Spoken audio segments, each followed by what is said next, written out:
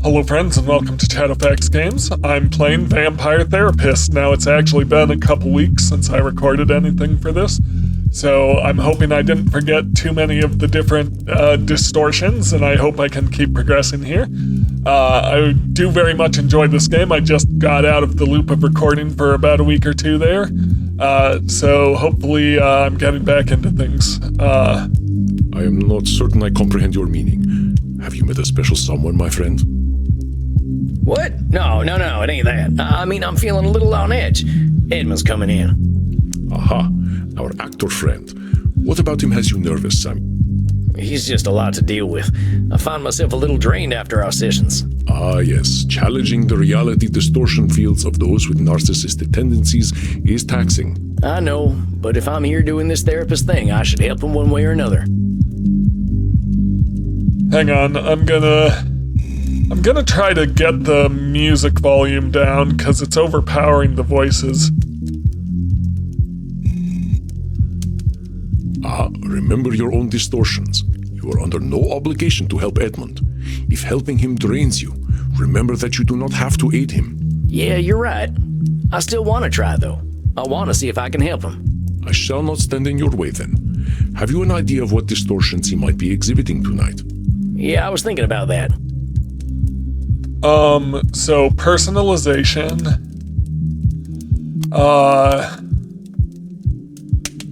always right, control fallacy,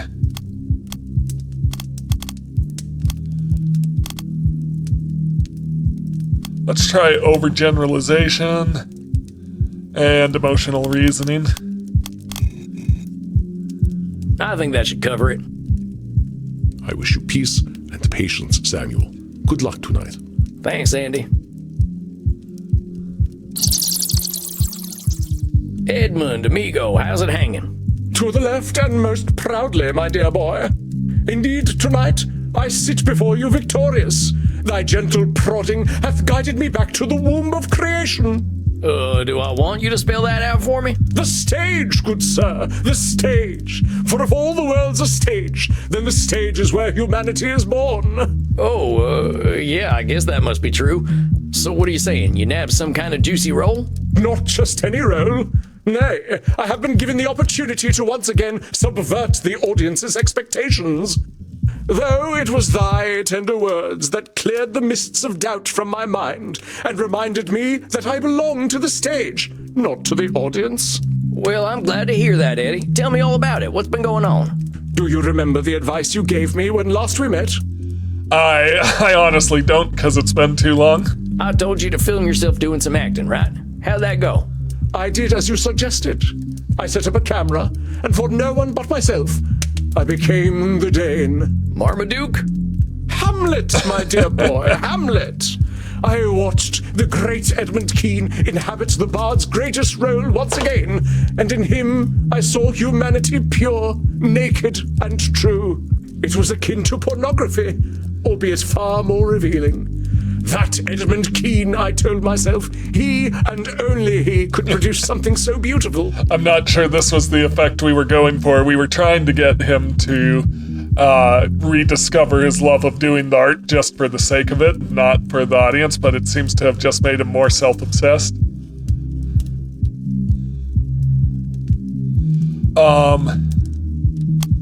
It's either personalization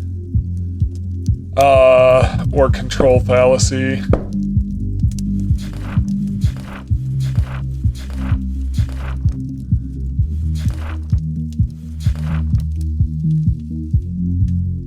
No, it's not personalization, so it's probably control fallacy.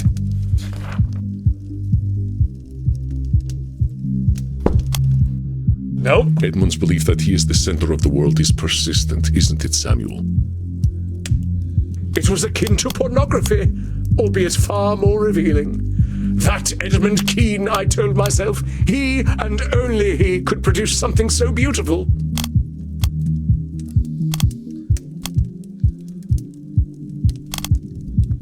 Overgeneralization? Nope. Edmund's belief that he is the center of the world is persistent, isn't it, Samuel? It was akin to pornography, albeit far more revealing. That Edmund Keane, I told myself. Wait just a minute there, Eddie. You're an incredible actor. Everyone agrees on that. But it's a big world out there, and everyone's got their own experiences. We all got capacity to do incredible things. It's a combination of luck, perseverance, and being in the right place at the right time. Being in the right place at the right time is luck, so... You ain't a great actor because you're Edmund Keane. You're a great actor because of the things that made you Edmund Keane. You toy with the fates and flirt with pedantry, my dear boy. Oh, it is oft said that an infinite number of monkeys with an infinite number of typewriters and infinite time could produce all the works of Shakespeare, but such a thing is infinitely unlikely. If you will permit me to continue, to watch myself act without an audience was simply rapturous. I am not ashamed to admit that I did weep. I wept for the stage, that I deprived it of my greatness on account of my own misplaced dread. I have been a cream-faced loon, a devout coward, and most religious in it. Why should Edmund Keane fear any audience? You spoke truly. Edmund Keane bared his chest to all the slings and arrows of an unappreciative audience, and was somehow surprised when they hit their mark. The Edmund Keane that you see before you is armored in love of the craft that no arrow may penetrate, and so casts aside the cloak of cowardice. To think, I feared mortal directors. I feared the audition, and the criticism that would come afterward. I feared the cast list, bereft of Edmund Keane. But to you I give thanks. For can a mortal director know my brilliance? Nay, they're all clay-brained guts and mouldy rogues. Their disrespect for the craft makes fools of them. So there's an overgeneralization here. But it could also be always right, but I think overgeneralization. I think you're painting them directors with a broad brush, Eddie. I get that you've got more experience with acting than mortals, but all directors ain't the same. Hell, I'd even go so far as to say you could learn from some of them. They know they're gonna die, and that's perspective we vampires need sometimes. Thou hast cut me to the quick, my friend. Perhaps some of what you say is true. However, I know in my damned soul that the stage is worse off without Edmund Keane, and nothing any mortal director can say will disabuse me of this. Ergo, I did ask myself, Edmund, what is an audition? Is it a trial to overcome? Is a director a god dispensing holy judgment? And I replied, Edmund, do not ask such foolish questions, the answers to which thou knowest well. An audition, my dear boy, is not an opportunity, but an invitation to display the craft before another. That's actually a surprisingly healthy way of looking at it. So I told myself, why not act, dear boy? And so I did. So you did an audition, all right, that's great. Did you have fun with it? You speak so simply, my friend. Fun does not adequately describe the feeling one has when the muse takes over. It is transcendence, an affirmation of purpose, to condense humanity within oneself, if only for a moment. It is an orgasmic experience. That sounds intense, Eddie. Having an orgasm in front of someone else is pretty brave. Oh, but it is freeing. A true actor hides nothing. The director, she told me she had never witnessed such a thing in all her years, few as they were. I am certain that she thought to herself, is this Dionysus reborn? Why have the fates graced mine eyes with such depth of the human spirit? This time, my friend, I did not have to wait for a cast list at all. You are looking at a leading man once more. Hey, congratulations, Eddie. That's great. See, I knew you'd get your mojo back if you remembered what made you love the stage in the first place. For this, I am eternally grateful, and indeed, I do have an eternity to be grateful. Now I can already hear the calls resounding through the theater. Keane! Keane! Keane! Give us Keane! You may want to pick a different name. Nonsense! They will say Edmund Keane has returned and be none the wiser as to the accuracy of their statement. So what's the big role, Eddie? We get to the meat of it, unto the very sinew at last. They say that every story is a circle, that we return whence we came. So it is with me. So either, like, he's going back to doing Shakespeare or something like that, or we're getting a joke about, like, some minor role or commercial. 'Twas tragedy that made me.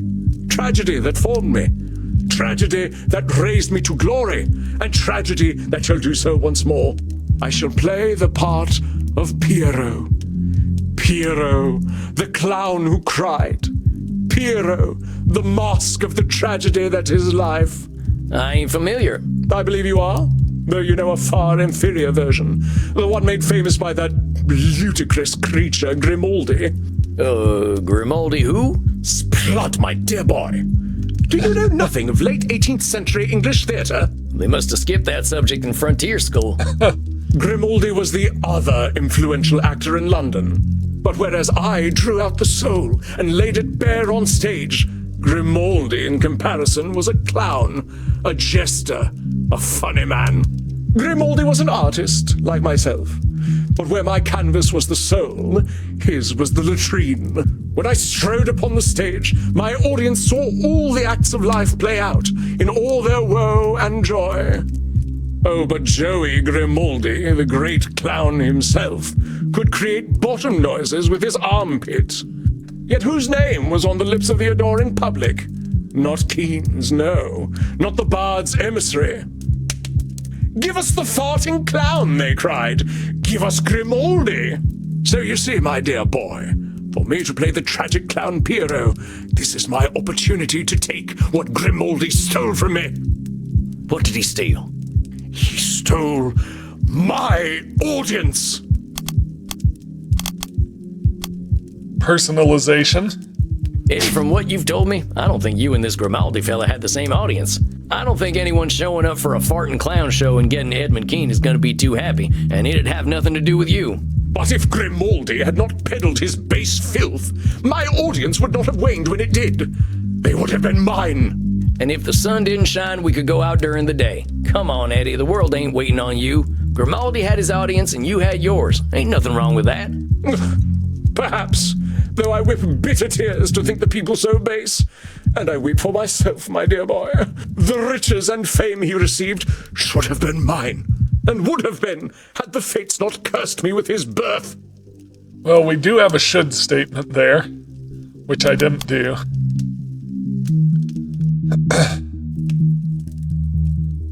Control fallacy. Watch out, Samuel. I think you're losing him. Edmund truly cannot see a universe without him at its center. Personalization. The fates cursed you with Grimaldi's birth? I don't think baby Grimaldi was thinking too much about you, my friend. Well, no, he wasn't. He was 11 years my senior. So maybe he was cursed with your birth then. You delight in making me play the part of the fool, don't you? The point I'm trying to make is that making things about Grimaldi versus Keane ain't doing you any favors. There is some truth in your words. Why should I lower myself to his level? I am no flatulent jester. I am Edmund Keane. And mark my words, my boy. I shall cast Joseph Grimaldi from the Thespian Order. When I play Piero the Clown, Wikipedia shall forget all about that fool. Control fallacy?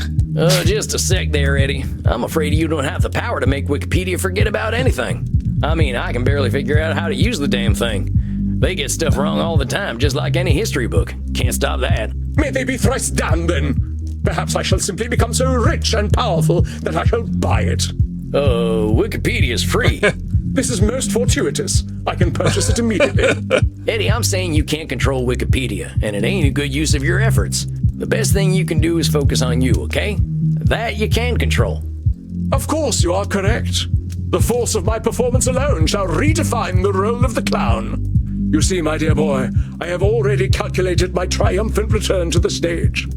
Every move, every word, every expression shall be unassailable. You see, Edmund Keane is never wrong about matters of character. Always right.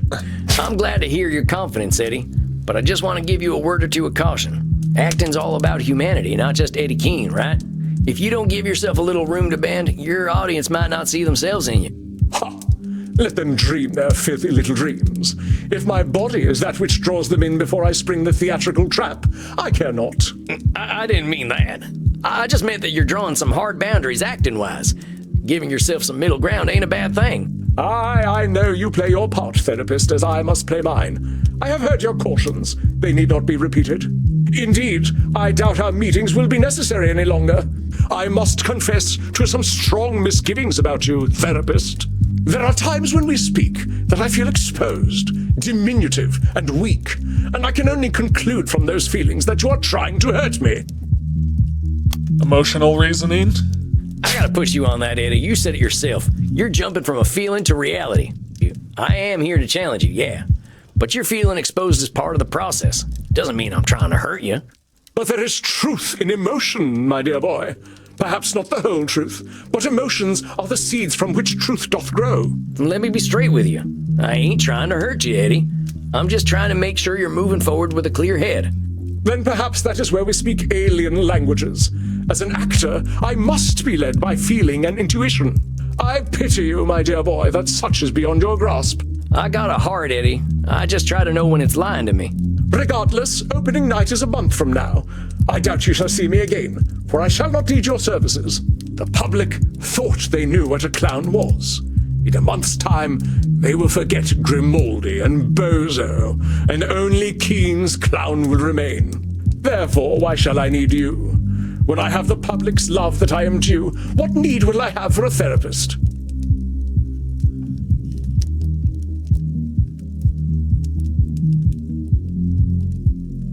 You'll need me as emotional support? You might need me for emotional support going into your next big role. Oh, come now. I am now reconnected with my muse. I have all the support I need from him. I don't think you've told me about them yet. Who's your muse, Eddie?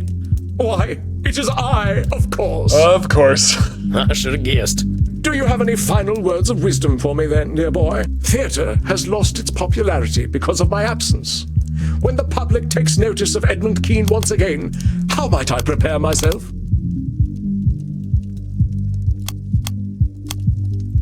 I just want to remind you, Eddie, that even if you give the greatest performance of all time, people ain't waiting for you. Think about how you felt when you were acting for yourself and not for the audience. Your most important audience member is you, compadre. Ever the nemesis of mirth art thou, Sam Walls. But there is a little wisdom in what you speak. I shall remember Edmund Keen. I suppose, then, that this is goodbye, dear boy. You sure you don't want me to keep your session slot open for next month? There is no need. As you are so eager to help others, please do so, and worry not for Edmund Keen. Tell you what, I'll keep it open just this once. I'll take the night off if you don't show up. Sound good? Then I beg you enjoy a night of simple peace. You shall not see me. I give you thanks. And please, send me a V-mail. I shall arrange theatre tickets for you if you are ever in London. I'll do that, Eddie. You take care of yourself, you hear? I shall be Edmund Keen's greatest advocate. Farewell, therapist. May fortune favor you as it has me. Adios, Eddie. Well, Samuel, it seems you are down one client. Yeah, I guess so. If he thinks he doesn't need me, I guess I'm doing something right. You are unsure. I don't know, Andy. I think that fella's got some more work to do, but he ain't ready to do it yet. I believe you are correct, Samuel. I did warn you that this was likely to happen with our dear Edmund Keen. Do not consider it a failure of yours. Remember that we are all on our own journeys, and some of us need a little extra time to reach the next stage of that journey. Or in my case, a few thousand years. We cannot control the mind of any other. Yeah, I suppose that's the way it's gotta be. Go downstairs and have a drink to fate's whimsical turns. It is that which we cannot control that makes the world so rich and interesting. All right, Andy, that sounds good right about now. Go then, my friend. The night awaits. Rest in peace. All right, yeah. So I suspect he'll be back. Well, that was a weird one. I guess it always is with Edmund. Half the time I can't make heads or tails of what that feller's saying. Session 3. I guess that's it for Eddie. He quit therapy today. I guess I'll close out my notes. Eddie got cast in a play as some famous clown he had a rivalry with back in the day. He's rekindled his love for acting, not just the audience. Still thinks everyone is waiting for him to light up the stage. Obsessed with his own Wikipedia. I don't know how I feel about this one. I hope I'm wrong and that Eddie is going to be fine, though. Actors are strange. Okay, so our next one is going to be Medi.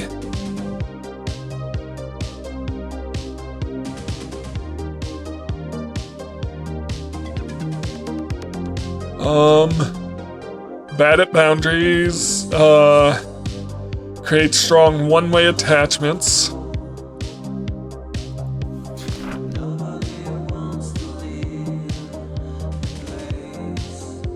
Overgeneralization is a big thing for her.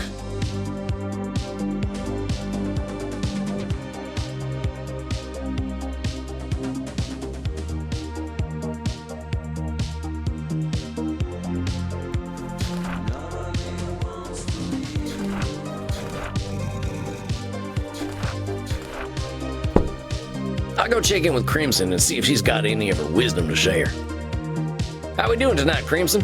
The drinks are flowing and the blood's pumping. Can't ask for more than that. How are you, Sam? Well, I had my first client graduate. They quit therapy today. Congratulations, cowboy. Helped a vampire see the light, huh? How do you feel about it? Poorly. I swear this fella's just doubling down on the stuff that's making him unbalanced. He thinks he's gonna make the whole world admire him. I'm afraid he ain't nearly born enough for mass appeal. Sorry to hear it, Sam. I'm sure he must have gotten something out of talking to you, though. Well, even if not everyone loves what he's doing, at least he's doing what he loves. Hey, I'd call that a win, cowboy. Not everyone gets to do what they love. Sounds like you got some feelings about that. All right, I'm gonna let you in on a big, dark secret. Maybe even darker than the fact that I drink blood. I'll hold it with high honor, Crimson. I liked being alone. Oh, you're right. That is dark. Oh, shut up. I was good, Sam. I fought the good fight, and I knew case law like the back of my hand. The law just moved too slowly for me in the end, and getting cancer made it seem meaningless. Now, I love this place, and I love Andy, but I know I wasn't born to bartend. Couldn't you practice law in Germany? You try learning German and tell me how it goes, Desperado. Oh, come on, it ain't that hard. I picked up some German already. Ich spreche Deutsch good. Hold me, Maxie. The cowboy is being once again too cute. I believe I shall burst. Cowboy, come with us and we will teach you how to speak sehr good Deutsch. I think I hear my dinner calling. I'll talk to you later, Crimson. Be gentle with him, you two. Now we will teach you the German that is most important for you to know. It is important to ask politely when you wish to drink from someone's neck. Tell them, your neck is beautiful. May I drink from it? Ihr Hals ist wunderschön. Darf ich von Ihnen trinken? Now ask Reinhard if he will let you drink from his neck. It is very important to get the declensions correct in German.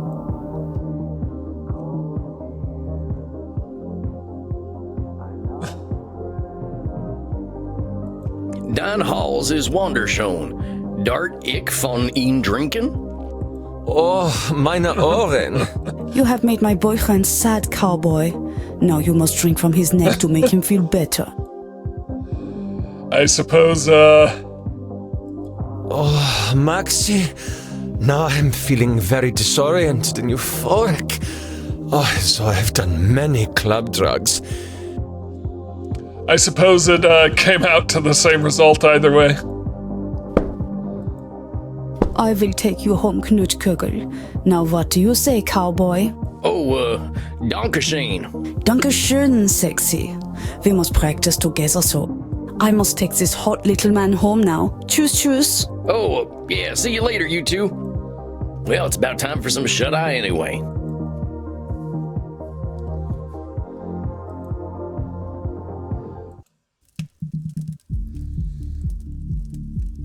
Good evening, Samuel. I believe you are seeing your elder vampire tonight.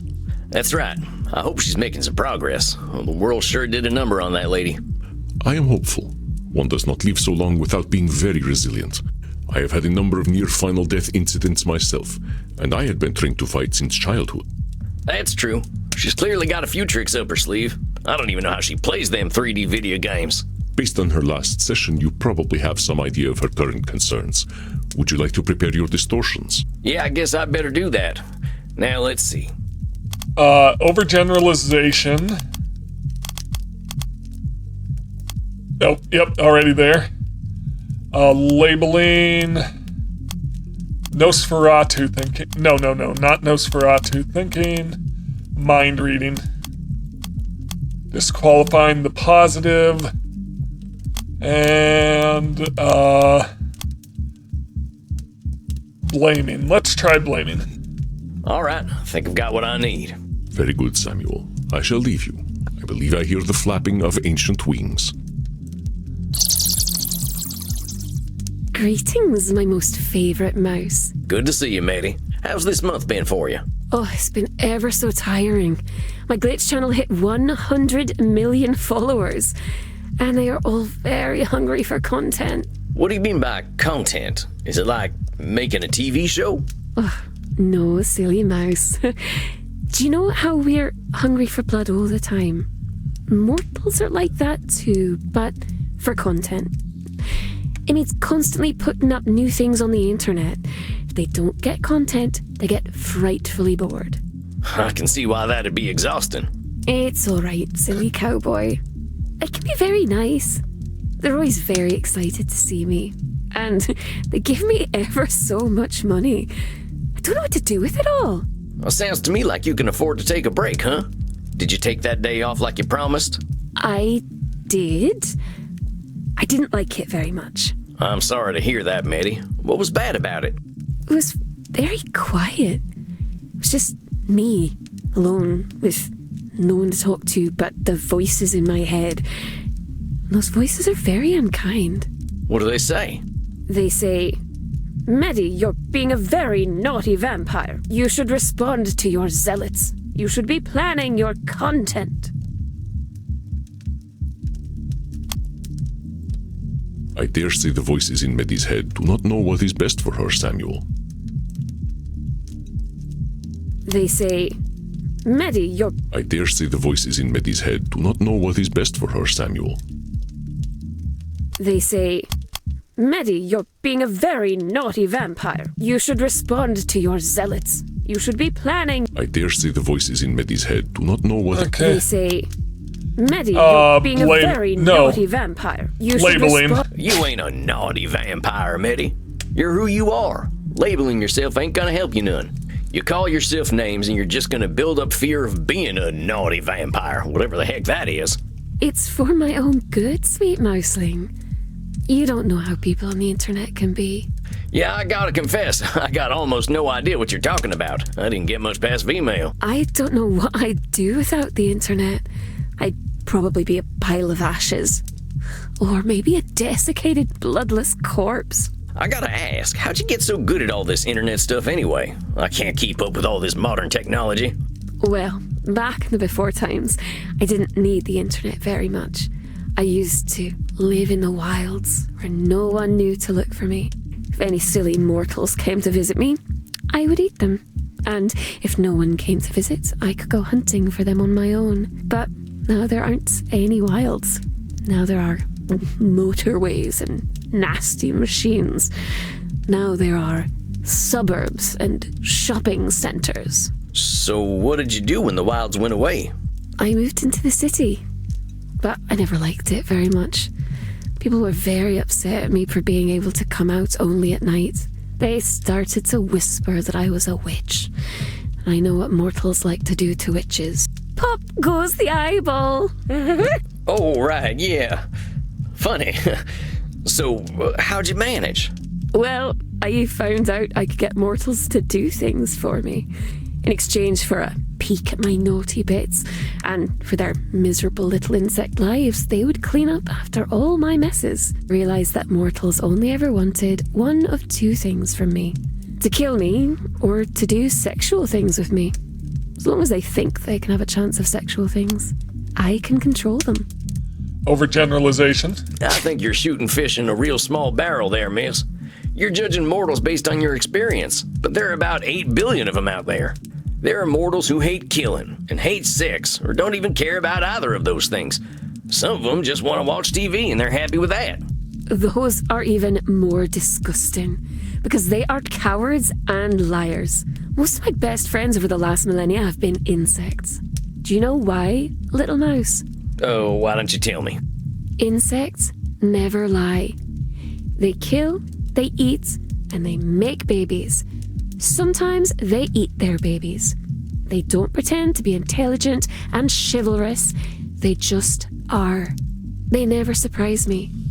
That's why I don't let mortals surprise me either. if they were honest, they would eat their babies too.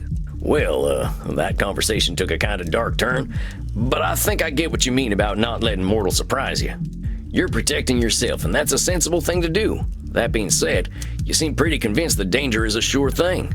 That's right. If I let myself feel safe, that's when they'll come for me. Well, my devoted little perverts were very helpful, but they had a very nasty habit of getting caught disposing of bodies. Policemen would shoot them into little bloody giblets. I don't like policemen very much. I haven't had a good track record with lawmen either. That's why I don't use them as my helpers. I can't trust them not to take their guns out and go, pow, pow, blam, blam, blam, blam, blam, blam, blam. Ugh, oh, I'm dying. My guts are falling out. Oh, why, policemen? Why?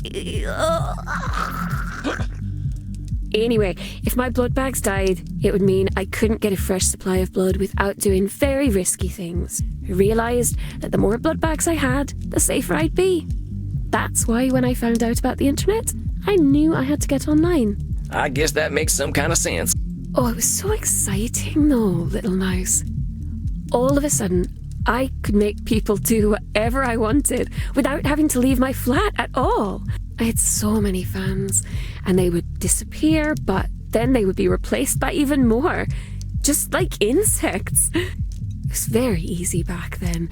All you had to do was say you were a girl and the grabby little grubs would come out of their holes. Ah, we want vaginas. Overgeneralization? So I ain't exactly gonna defend how menfolk act on the internet, but going back to what we were saying before, using these funny labels of yours probably makes it easier to fall into the overgeneralization trap. If you label people on the internet grabby grubs, that's all you're gonna find. Know what I mean? Sometimes I think maybe you're a fun vampire. You take all the fun and go... I ain't trying to ruin your fun, Betty. Just asking you to think about the words you use and why you might be using them. But then people realized they could say that they were anything on the internet. It was all like a big game. And what do you suppose I said I was, little mouse?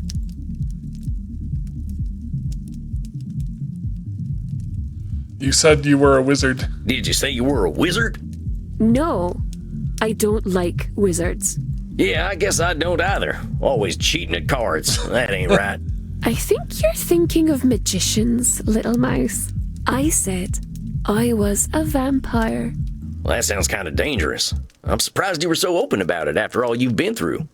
Oh, but as far as they knew, I was only pretending to be a vampire because you could be anything you wanted to be. Sometimes they would come to meet me in person and they were so surprised when I drank all of their blood. But I don't think they minded very much. Mind reading? You honestly think they didn't mind being killed by you? Of course not. It was their greatest dream for a pretty young vampire to drink all of their blood.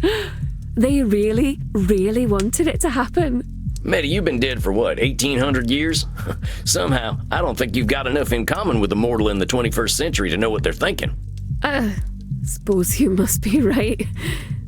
I don't think it matters, though. Their lives are so very short. Nobody asks what insects are thinking. Yeah, but at least you ain't presuming to know what an insect is thinking.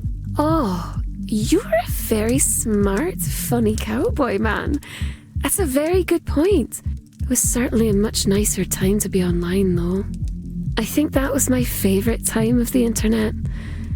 There was a little place there for everyone. Even me. I ran a web ring for vampires. We had our own websites where we would invite people to come let us drink their blood. I suspected some of the others were actual vampires, but even I didn't know. That's what made it so special. We would send V-mails to one another and talk about vampire things. Oh, of course, it was nothing more than silly games. Disqualifying the positive. It sounds like it was maybe more than silly games. Seems to me you had yourself a group of friends. I suppose it must have been. How strange. Never really thought about it that way. Yes, I liked them, and they were my friends. And some of them friends were probably mortals. I was friends with mortals? How bizarre. Anyway, I think for the only time ever in my life, I had a community. Gosh, you actually make it sound pretty nice. Maybe I should get a little more into this internet thing. Oh, I'm sorry. You're too late for that, internet little mouse. It's all gone now. Well, dang, what happened? Where did the whole internet go?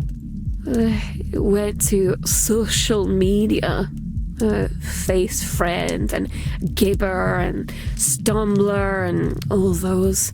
Instead of looking for people like us, we just started asking the entire world to pay attention to us instead. Well, that don't make too much sense to me.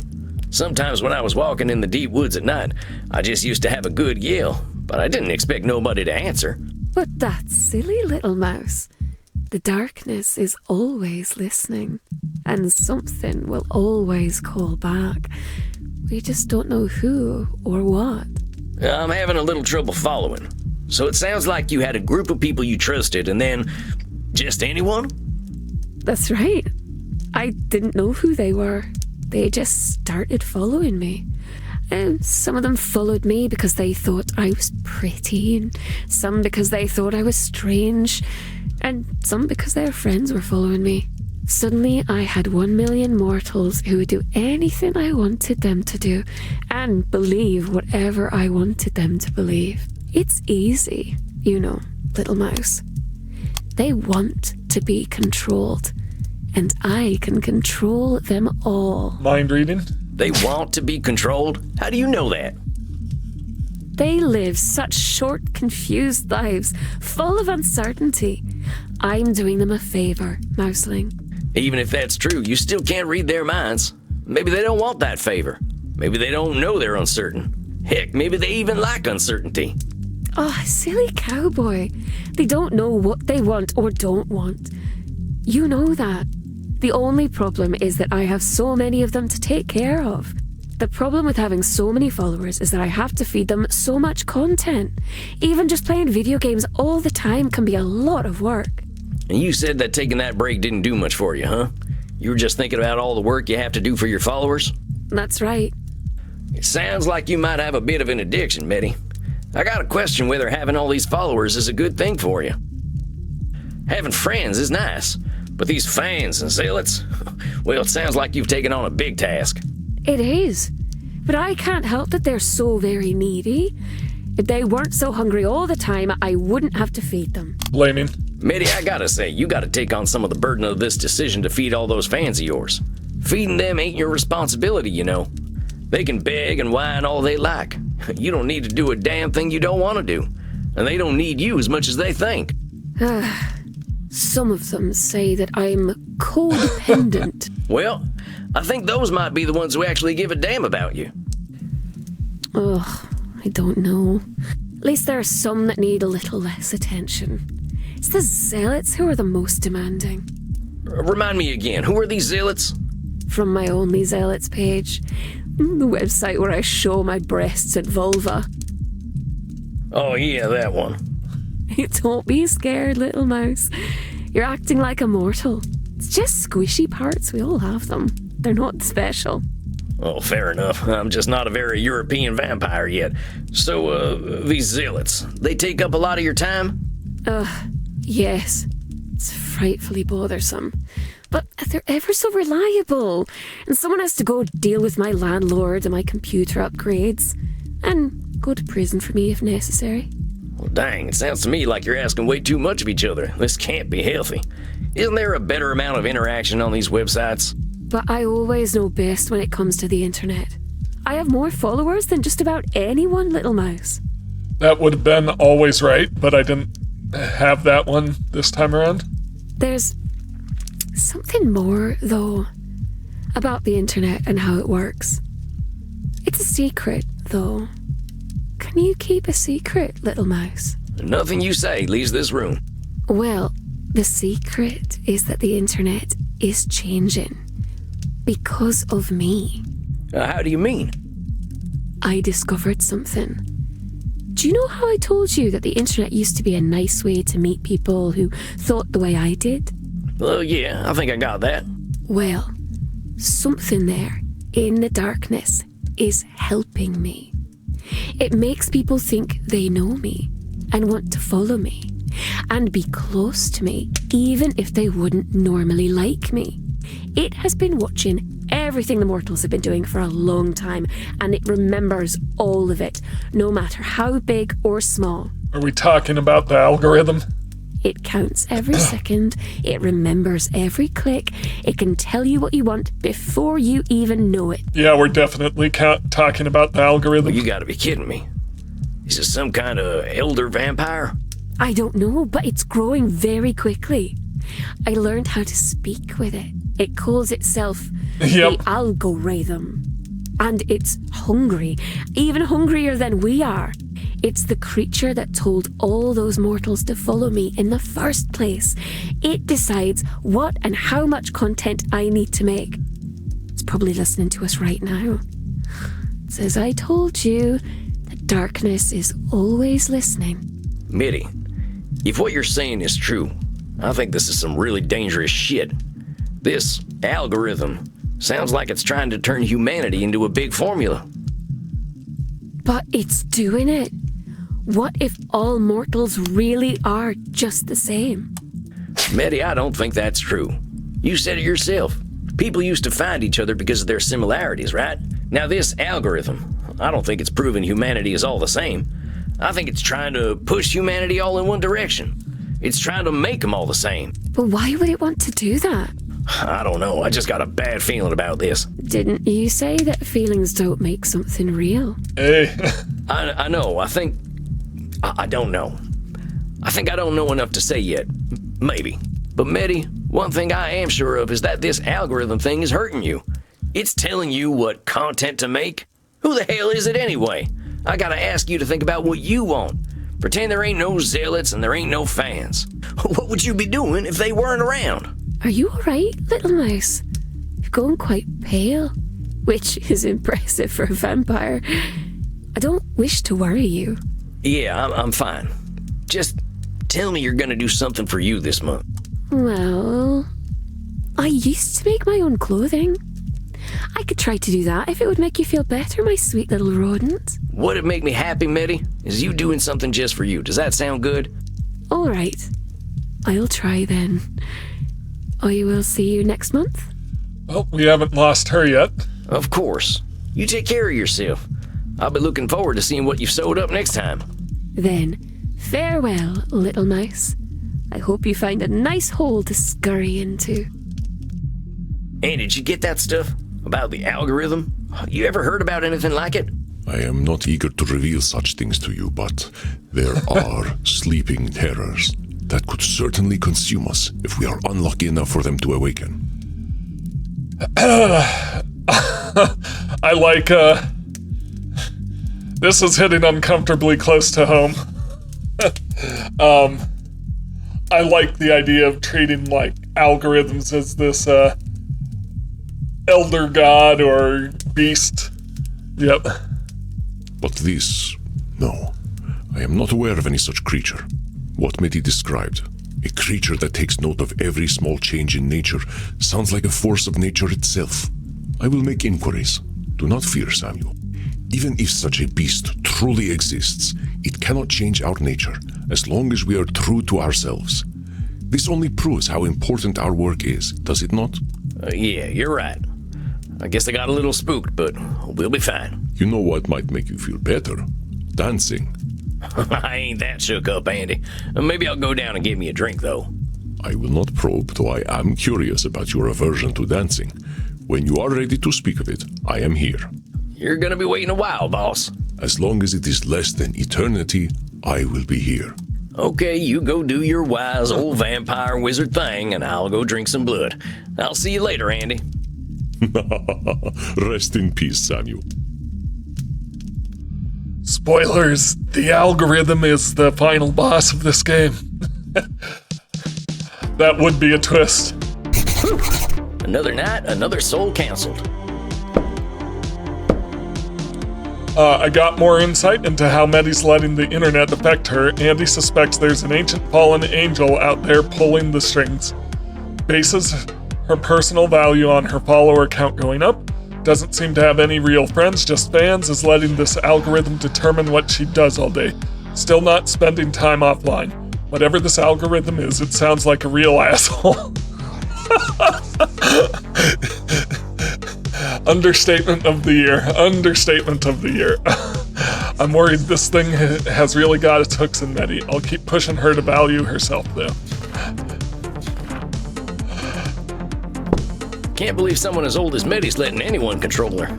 I guess some problems don't disappear no matter how old we get. Well, time to get some bartender wisdom. Howdy, Crimson. Think you could whip me up one of them bloody steves? Sure thing, cowboy. Tough night at the office. Oh, just got some of them existential questions lingering on my mind. Can you believe someone can be 1,800 years old and still let society tell them what to do? I can believe it. Folks can get real uncomfortable when someone shows up and does things differently. Oh, no kidding. My client's a weird one, but I think that's what makes her special. Just wish she saw it the same way. Think you're making some headway, Chief? How's your session go? Pretty well. I'm getting somewhere with her, slowly but surely.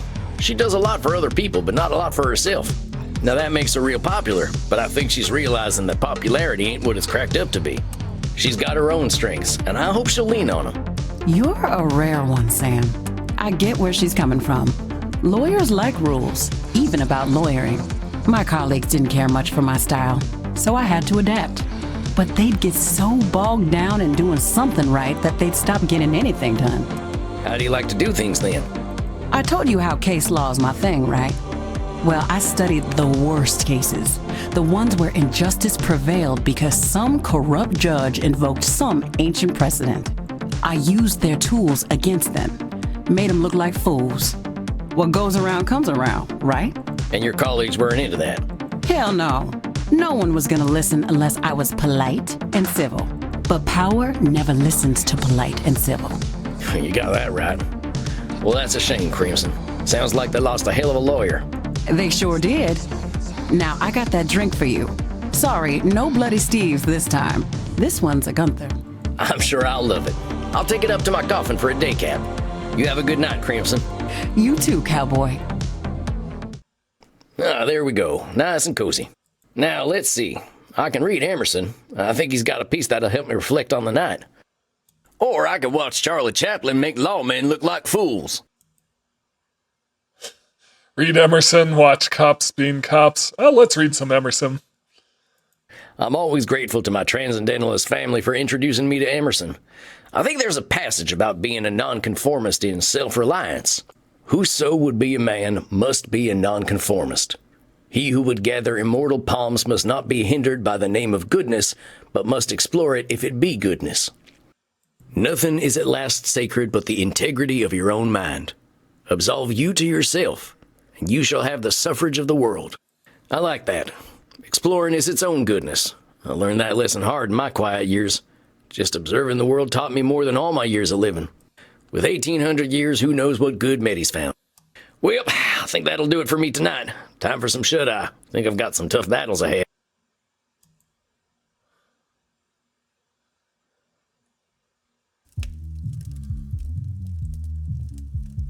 There he is, Samuel Walls, vampire therapist extraordinaire.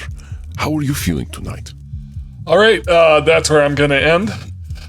Thank you so much for watching this. If you enjoy my content, please like, comment, and subscribe. Do all the things for the algorithm, and I'll see you next time. Have a great day.